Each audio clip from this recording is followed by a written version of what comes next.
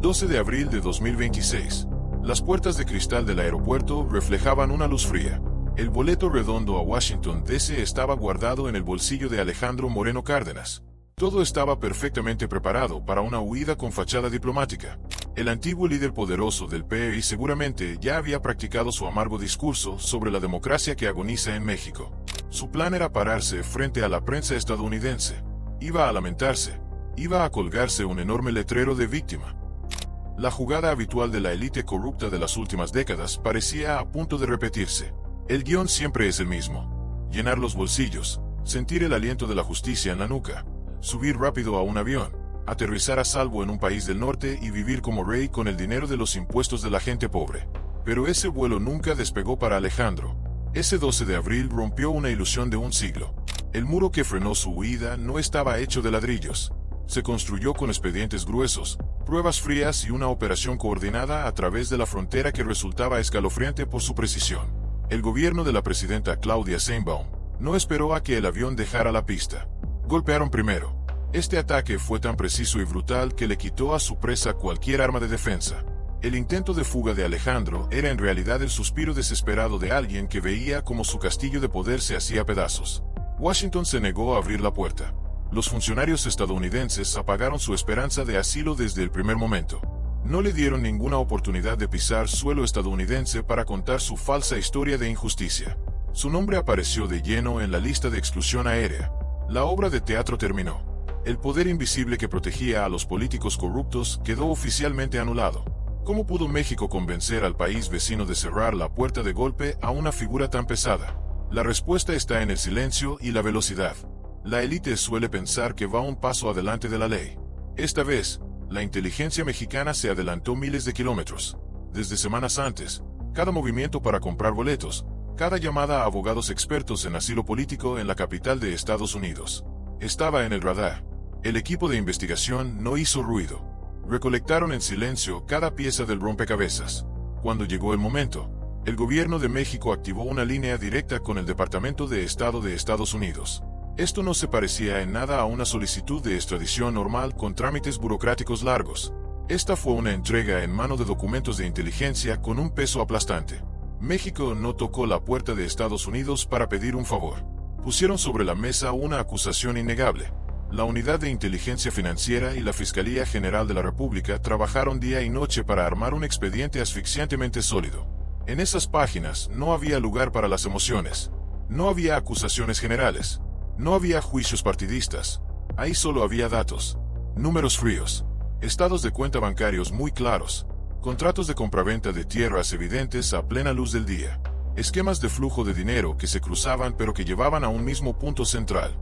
El mensaje del gobierno de Sheinbaum fue afilado como una navaja.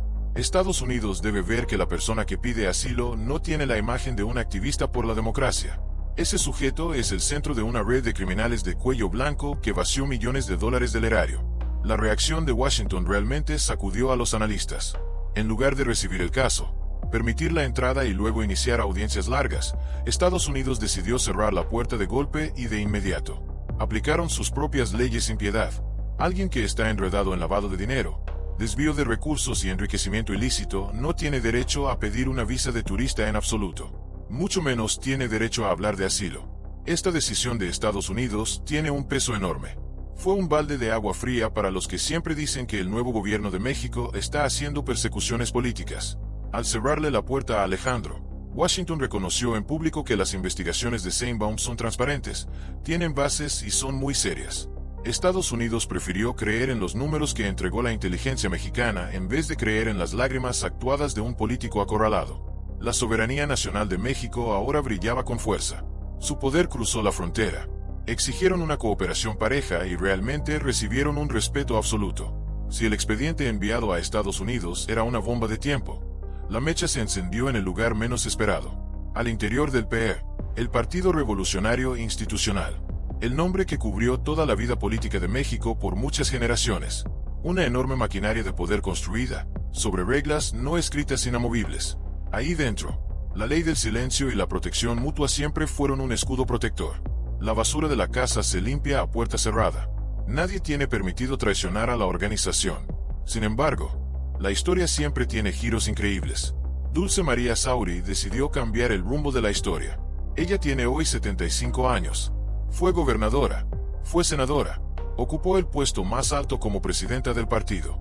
Ella es la encarnación viva de la historia del PRD. Durante medio siglo en la política, aprendió las reglas del juego mejor que nadie. Y aún así, esa mujer de hierro decidió salir a la luz para darle un golpe mortal al mismo sistema que ella ayudó a construir. Su lealtad cambió de forma. Ya no protegía a la cúpula que devoraba las últimas sobras del partido. Eligió ponerse del lado de los militantes de base que estaban siendo utilizados. Se puso del lado del legado que el propio Alejandro Moreno había convertido en un chiste. La forma en que Sauri atacó demostró el nivel de una política experta.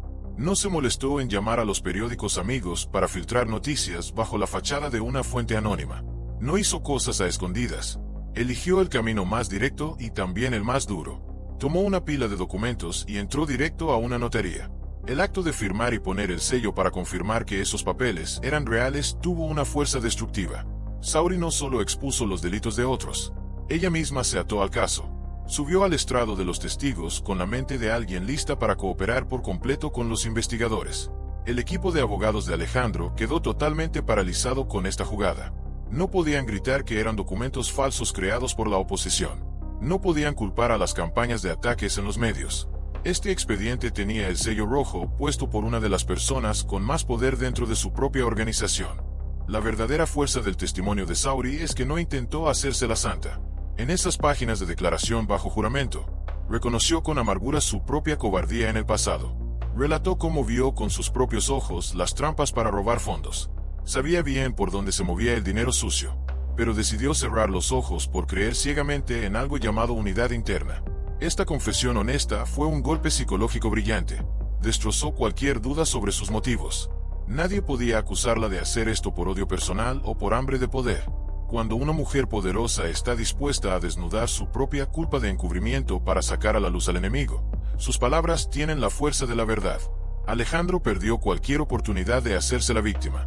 La persona que le dio la puñalada final por la espalda fue una camarada de su propia casa. El centro de este terremoto legal era una hoja delgada con números capaces de derrumbar toda una carrera. Un estado de cuenta interno que Alejandro creía enterrado para siempre.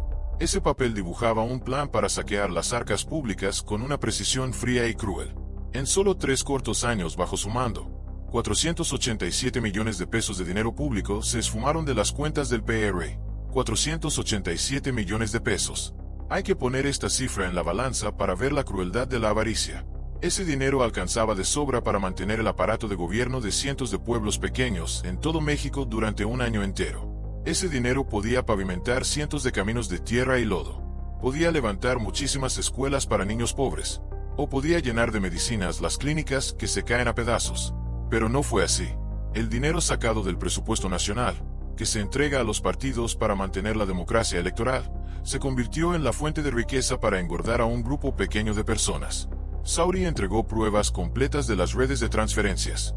Esta red era tan compleja como una telaraña. El dinero se inyectaba a través de empresas fantasma.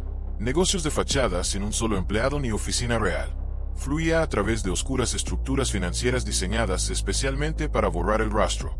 El punto final del dinero siempre terminaba en los bolsillos de Alejandro y en el círculo de sus cómplices más cercanos. Alejandro no usó este dinero solo para lujos y excesos. El dinero sucio era el combustible para manejar la máquina de control del partido. Derrochó billetes para comprar el silencio de quienes pensaban protestar. Usó el dinero para alimentar lealtades.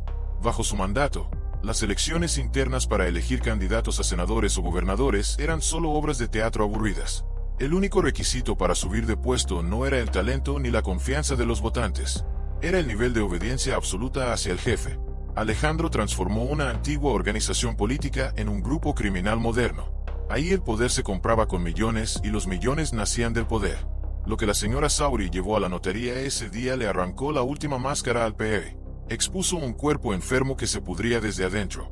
Si los 487 millones de pesos eran la historia del partido, la siguiente parte del expediente era la historia personal. La unidad de inteligencia financiera rastreó con paciencia cada mancha de lodo en los zapatos de Alejandro durante muchos años. El retrato que armaron de su fortuna deslumbraría a cualquier trabajador. 23 propiedades de lujo. Eso fue lo que encontró el equipo de investigación. No estamos hablando de departamentos pobres en las afueras. Estamos hablando de enormes mansiones repartidas por su tierra natal en Campeche. Estamos hablando de departamentos de millones de dólares en el corazón de Polanco, la zona más exclusiva de la capital. Ahí la tierra cuesta tanto como el oro puro. Estamos hablando de terrenos valiosísimos en paraísos turísticos, lugares donde una persona normal, trabajando toda su vida, ni siquiera soñaría con entrar. El truco de Alejandro para esconder lo robado era tan viejo como el de cualquier corrupto. Usó prestanombres, su madre anciana, primos, socios de negocios turbios, incluso sus amigos cercanos de la infancia. De pronto, todos se convirtieron en grandes magnates inmobiliarios con docenas de escrituras en sus manos. Por fuera, Alejandro estaba completamente limpio, pero la época de los trucos de papel ya terminó. El personal de inteligencia financiera utilizó sistemas de software muy avanzados para revisar millones de transacciones bancarias. Unieron los puntos. Encontraron el origen de los ríos de dinero que se usaron para comprar esas propiedades. Todo nacía de las empresas que ganaron jugosos contratos de obras públicas cuando Alejandro era gobernador de Campeche. Otra rama del dinero venía directo de las mismas empresas fantasma que le chupaban la sangre al PR. El punto más irónico y también el golpe final estaba en su declaración patrimonial. Frente a toda la nación, firmó un documento donde decía tener apenas poco más de 5 millones de pesos. Una cifra que sonaba lógica para el sueldo de un funcionario dedicado. Sin embargo, los peritos independientes evaluaron las 23 propiedades y dieron una cifra que asusta. Más de 103 millones de pesos.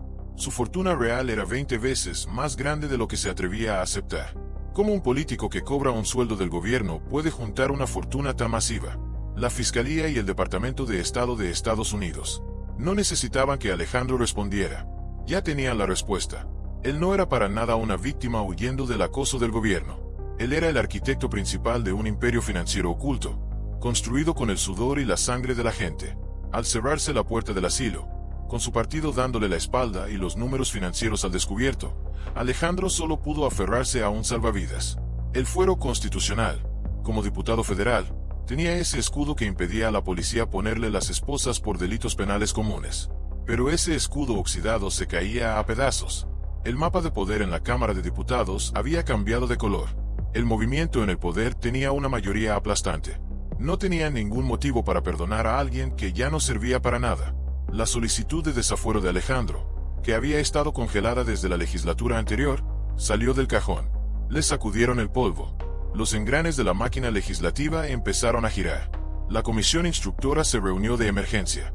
El fallo final se esperaba en el Pleno en cuestión de días. Esta votación no era un trámite para ayudar a una investigación vaga en el futuro. Era el último escalón legal para ejecutar una orden de aprehensión que ya descansaba sobre el escritorio de la policía.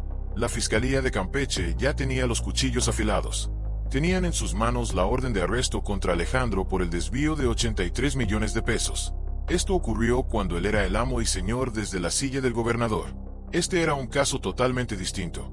Otro fantasma del pasado que venía a cobrar la deuda. Todo estaba arreglado. En el instante exacto en que el martillo de la presidencia de la Cámara de Diputados golpeara la mesa para anunciar su desafuero, Alejandro Moreno caería directo desde la cima del poder hasta el fondo del precipicio. Se convertiría al instante en un prófugo de la justicia, si no daba la cara por su cuenta ante el juez. Esa fue la razón por la que corrió desesperado al aeropuerto. Escuchaba claro el tic-tac del reloj contando sus últimos días de libertad. Sabía que la red se estaba cerrando. Su tiempo para estar por encima de la ley se había agotado por completo. Si solo vemos el caso de Alejandro como una historia de corrupción normal, nos perdemos toda la imagen gigante que el nuevo gobierno está pintando. Esta cacería tiene un significado mucho más profundo que solo meter a la cárcel a un político acabado. Este es el escenario central que armó la presidenta Claudia Sheinbaum para jugar una partida de ajedrez histórica. Alejandro es el mejor peón de sacrificio para demostrarle a más de 100 millones de mexicanos una verdad cruda. El sistema judicial de este país está podrido y necesita ser destruido para reconstruirse de inmediato. El gobierno no deja de lanzar una pregunta dolorosa en los periódicos. ¿Cómo una persona con un historial tan oscuro, metida en tantos negocios turbios, pudo escalar tan alto y colarse tan profundo durante tantos años? ¿Cómo pudo ser gobernador de un estado, luego subir a la silla de presidente de uno de los partidos más grandes del país, y después sentarse muy cómodo en el Congreso, mientras la montaña de expedientes en su contra crecía cada día más? La respuesta que el nuevo gobierno sacó a la luz es muy directa. Alejandro no tiene poderes mágicos. Tampoco es un genio criminal invisible. Sobrevivió gracias a un enorme paraguas de protección que echó raíces profundas hasta las venas del Poder Judicial. Esos jueces imponentes con sus togas negras repartieron órdenes de amparo muy calculadas. Esos magistrados alargaron a propósito y sin límite los procesos para que el caso quedara en el olvido. Esos ministros de justicia usaron palabras legales enredadas para torcer la balanza a favor del que tenía más dinero. Alejandro y sus cómplices no estaban solos para nada. Tenían un montón de aliados sentados cómodamente en los tribunales. Los encargados de impartir justicia vendieron barato su conciencia, asegurando la libertad de la élite a cambio de sobresgordos de dinero o promesas de ascensos políticos. Por eso, todo el proceso para acorralar a Alejandro se convirtió en una clase práctica invaluable para el público. Cada vez que los medios destapaban una nueva mansión suya, cada vez que se recordaba el dinero sucio de 487 millones de pesos, todo eso eran pruebas de hierro que golpeaban en la cara al viejo sistema legal. Demostraban la dolorosa verdad de que la justicia de antes no nació para proteger a la gente humilde. Se diseñó con cuidado para ser el refugio más seguro de los parásitos que le chupan la sangre al país. La cacería del líder del PRI no es solo el punto final para una vida de político sucio. Es la campana de muerte para toda una época donde los poderosos creían que podían pisotear la ley para siempre. La soberanía regresó. Y esta vez, no tiene piedad. ¿Qué tan podrido estaba nuestro sistema judicial? Esa es la pregunta que el nuevo gobierno no solo lanza para platicar un rato. La están usando como un bisturí para abrir un tumor que ha lastimado a este país por muchas generaciones. El gobierno está seguro de que cualquier esfuerzo por atrapar a tipos como Alejandro Moreno será tiempo perdido si no se arranca la raíz del poder judicial. Esa raíz es la forma en que le damos poder a los de toga negra. Hasta ahora, quien se sienta en la silla de juez siempre ha sido el resultado de acuerdos en lo oscurito. Los suben los jefes políticos pesados. Los acomoda un consejo de la judicatura, lleno de trampas y manipulación. Es un círculo vicioso de pagar favores. El gobierno propone una solución que sacude todo. Quitarle el poder de decidir a la élite. Aventar ese poder al lugar donde debe estar. Las urnas de la gente. La lógica detrás de esta decisión es afilada como un machetazo. Pagar deudas de favores es la regla más cruel del juego. Si un juez tiene el poder de decidir sobre la vida o la libertad gracias a un diputado, toda su vida será un títere de quien lo ayudó a subir. Sus sentencias no se basarán en lo justo. Se van a armar con llamadas secretas a medianoche. Pero todo cambia por completo si los que dan el poder son millones de ciudadanos. Un juez que sale de una elección directa tendrá una mentalidad muy diferente. Su lealtad estará amarrada a los votantes. Saben muy bien una verdad de vida o muerte. La silla donde se sientan y el poder que tienen lo decide la gente trabajadora normal, no los sobres de dólares escondidos. La presión de los votos los obligará a trabajar parejo. Tendrán que ser transparentes a la fuerza.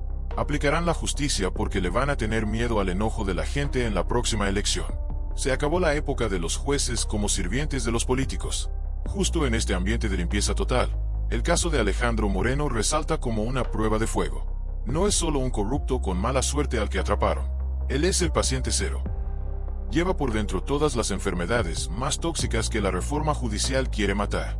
Acorralar a Alejandro y sacarlo a la luz bajo un sistema judicial totalmente nuevo será una declaración en llamas. La gente necesita ver que el cambio no se queda solo en papeles dentro del Congreso. El cambio se tiene que demostrar viendo a alguien que se creía dueño del mundo agachar la cabeza frente a jueces elegidos por el pueblo. Esta es la explicación más viva y clara de por qué tenemos que tirar el viejo sistema. Llevar al líder del PRI a un juicio transparente es el disparo de salida que avisa que la época de las sentencias compradas ya está enterrada. El eco de este arresto no se queda en la frontera de México. Corta el viento directo hacia el norte y levanta olas de pánico por toda América Latina. El efecto dominó ya empezó. El sí definitivo del gobierno de Estados Unidos para cooperar tiene la fuerza de un terremoto. Manda un mensaje que le congela la sangre a la élite corrupta de todo el continente. Durante muchas décadas, nombres como Miami, San Diego o Nueva York siempre sonaron como la tierra prometida. Eran paraísos en la tierra, donde los políticos sucios de Sudamérica se mudaban después de exprimir a sus países.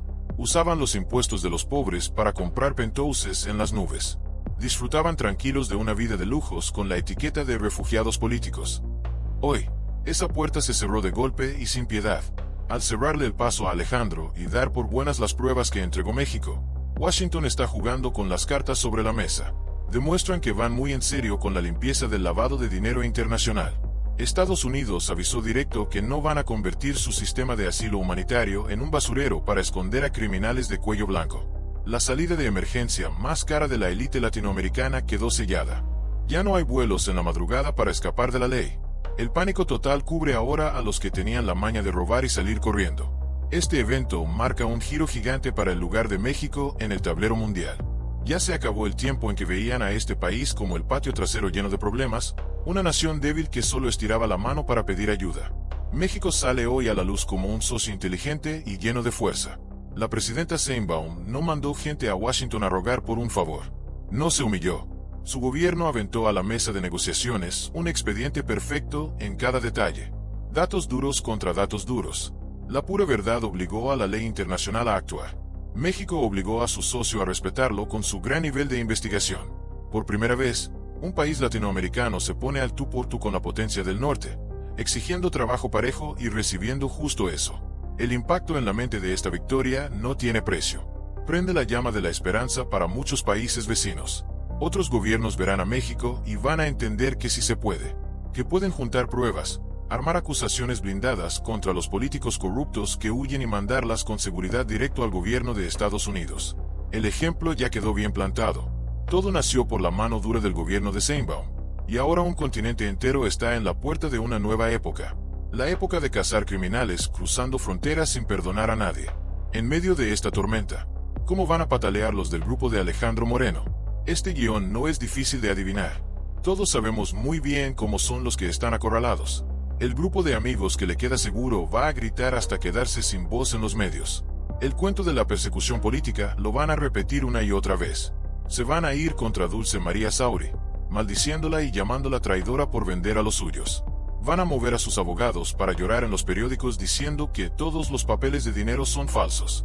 Van a intentar pintar un panorama oscuro de una dictadura naciendo para ver si dan algo de lástima a la gente. Pero la desgracia para ellos es que ya nadie se molesta en escucharlos. Esas quejas ahora caen en un pozo de desprecio. Su buena fama se hizo pedazos hace mucho. Sus mentiras ya no sirven de nada. El problema de fondo ahora le toca al resto de la oposición. Están parados en un cruce de camino sangriento. La primera opción es seguir tapándose los ojos y los oídos. Juntarse a lo ciego para proteger a alguien que ya no tiene salvación. Si hacen eso, se van a amarrar solos a una roca y se van a hundir al fondo del mar con él. La segunda opción es más amarga pero los mantiene vivos. Tienen que usar esta misma tormenta para hacerse una cirugía mayor por dentro. Marcar una línea muy filosa. Cortar la carne podrida. Correr a los manchados e intentar desesperados recoger algo de dignidad de entre las cenizas. Lo que deciden en estos días va a marcar si la política en México todavía tiene un lugar para ellos o no. Dejando a un lado el ruido de una persona. Esta crisis son los últimos latidos desesperados de un imperio que antes mandaba en todo. El PRI que todos conocíamos ya entró oficialmente por la puerta de la muerte. Hay que ver directo los números fríos. No hay palabras ni pretextos que puedan esconder esta caída. En su mejor momento en 2019, este partido tenía un ejército gigante de 6.3 millones de afiliados. Pero bajo el control cruel de Moreno Cárdenas, esa máquina se desgastó sin piedad. A principios de 2026, ese número se fue al suelo con solo 1.4 millones de personas.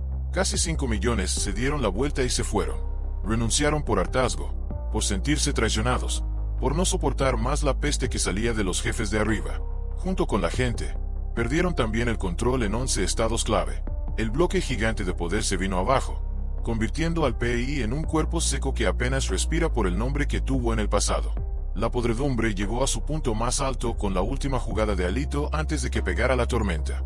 Justo cuando el barco se estaba hundiendo, lo único que le importó no fue sacar el agua para salvarlo. Usó su poder para cambiar las reglas del partido. Una decisión de dictador sin vergüenza para abrirse camino y quedarse ahí hasta el 2032. Tiró a la basura el objetivo de ganar elecciones. La única meta de amarrarse a la silla de presidente era mantener su escudo de fuero legislativo para toda la vida. Estuvo dispuesto a usar lo que quedaba del partido como un muro para tapar sus propios crímenes. Por eso, el hecho de que la señora Sauri entregara pruebas no es solo un golpe legal. Tiene el peso de un acta de defunción. Mató oficialmente a un grupo de poder en la cima que tenía el plan de comerse a sus propios compañeros para sobrevivir. Un nuevo orden está naciendo entre las ruinas de la vieja política. El aire oscuro donde la falta de ley se sentaba encima de la Constitución se está yendo con el viento. El apretón de manos fuerte entre países para destruir a las bandas en el poder ya no son promesas vacías en foros internacionales. ya se convirtió en un castigo real y duro. Pero la lección más profunda que la gente de México se lleva de este temblor está en su propia fuerza. Esas cúpulas que antes se veían como dioses, esas estructuras de poder que aplastaban cualquier voz en contra, si pueden derrumbarse por completo. Solo hace falta que los que llevan las riendas del país tengan el valor, las ganas y el respaldo total de la ley para que ningún castillo del crimen sea inmortal. Claro que meter a Alejandro Moreno a una celda no va a convertir a México de un día para otro en un paraíso libre de corrupción. Las ratas se van a seguir escondiendo en las coladeras. Pero esto es un golpe brutal. Una alarma que rompe los oídos y va directo para cualquiera que tenga la ilusión de que el dinero puede torcer la balanza de la justicia. Es la prueba más brillante de que el poder de verdad siempre está en el voto de la gente humilde. Y cuando ese poder se le entrega a un gobierno al que no le tiembla la mano, la verdadera limpieza de la basura nacional por fin arranca. Al final, la imagen espectacular que estamos viendo es el resultado de un acorralamiento sin salida. Por fuera, un ataque diplomático brillante cerró el cielo y cortó la ruta de escape hacia Estados Unidos. Por dentro, una bomba interna que prendió su propia gente aplastó toda su defensa de buena fama. Al mismo tiempo, el tanque de guerra legislativo viene rodando fuerte para aplastar el último escudo de fuero. Todos estos golpes seguidos no están sueltos. Se diseñaron para pegar al mismo ritmo con una meta mucho más grande. Esa es la cirugía mayor para cambiarle la sangre a todo el sistema de tribunales. El nombre de Alejandro Moreno Cárdenas ya perdió su peso como una sola persona. Lo convirtieron en el chivo expiatorio perfecto. El símbolo de un sistema viejo y cruel que está dando sus últimos suspiros. El símbolo de los dolores de parto de un país nuevo que aprieta los dientes para romper el cascarón y salir. La soberanía nacional soltó un grito lleno de orgullo. La red de la justicia se está cerrando cada hora. Un mensaje frío queda grabado en la historia. A partir de hoy, bajo el cielo de México, nunca más habrá un solo centímetro de tierra que tolere a los que le roban la confianza a la gente.